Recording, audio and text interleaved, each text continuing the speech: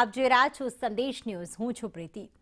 વરસાદને લઈને હવામાન નિષ્ણાંત અંબાલાલ પટેલ દ્વારા આગાહી કરવામાં આવી, જેમાં 48 કલાકમાં સૌરાષ્ટ્રમાં અતિ ભારે વરસાદની આગાહી કરવામાં આવી છે। પશ્ચિમ અને દક્ષિણ સૌરાષ્ટ્રમાં ભારે વરસાદની આગાહી, આ ઉપરાંત દક્ષિણ ગુજરાતના ભાગોમાં અતિ ભારે વરસાદ રહેવાની શક્યતા વ્યક્ત કરાઈ। બનાસકાંઠાના કેટલાક ભાગમાં પણ ભારે વરસાદ રહેશે। સાબરકાંઠા, અરવલ્લી, પંચમહાલમાં વરસાદની આગાહી કરવામાં આવી। 2 નવેમ્બર સુધી દક્ષિણ ગુજરાતમાં ભારે વરસાદ રહેશે। ભરૂચ અને સુરતમાં પણ ભારે વરસાદ પડી શકે છે। નવેમ્બરના બીજા સપ્તાહમાં અતિ ભારે વરસાદની આગાહી કરવામાં આવી।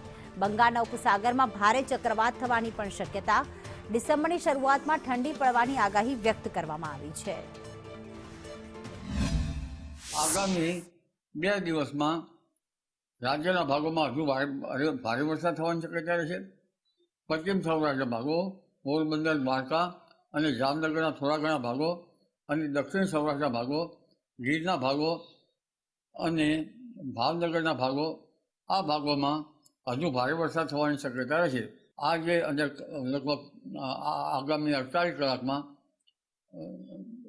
ઉત્તર ગુજરાતના ભાગમાં ક્યાંક હળવો કે 28 થી 1 ઇંચ અને મધ્ય ગુજરાતના કેટલાક ભાગમાં 1.5 કે 2 ઇંચ જેવો વરસાદ થઈ શકે।